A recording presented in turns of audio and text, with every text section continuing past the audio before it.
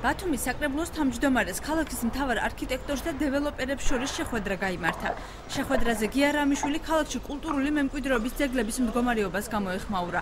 აქცენტი ფოსტის შენობაზე გაკეთდა და აღინიშნა, რომ მას ძეგლის სტატუსი არასწორად წარმართული მშენებლობის გამო თითქმის დაკარგული აქვს. მდგომარეობა არის ძალიან მძიმე, როგორც ხედავთ, ის შენობა პრაქტიკულად აღარ არსებობს. არსებობს რაღაც სხვა შენობა, შეიძლება იყოს იმიტირებული, შეიძლება იმეორებდეს იმ შენობას, მაგრამ ის რა თქმა უნდა აღარ არის ფოსტის შენობა.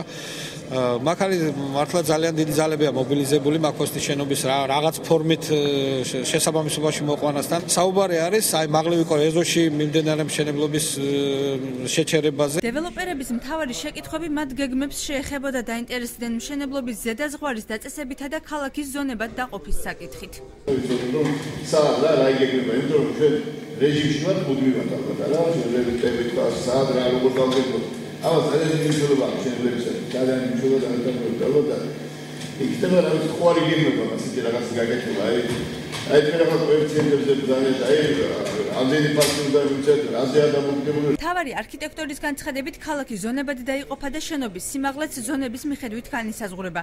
დაწესდება სიმაღლის მაქსიმალური და მინიმალური ზღვარი. მთავარი დარღვევა ალბათ ის იყო, რომ არ ხდებოდა მომიჯნავე ნაკვეთის მფლობელთა და მაცხოვრებელთა ინტერესების გათვალისწინება. ძირითად დებულებებთან, ანუ ჩარჩოდებულებასთან შესაბამისობაში მოყვანა ამ წესების. და მეორე შედარებით სიახლე, რაც ალბათ სხვებისთვისაც სიახლე არის, რომ განაშენების ინტენსივობის კოეფიციენტი, ეგრეთ წოდებული კაური, იქნება მისი ზედაზღვარი იქნება განსაზღვრული. ანუ დადგინდება ზედაზღვარი და არ იქნება მოთხოვნილი არ იქნება რაღაც უსასრულო მნიშვნელობა მისი.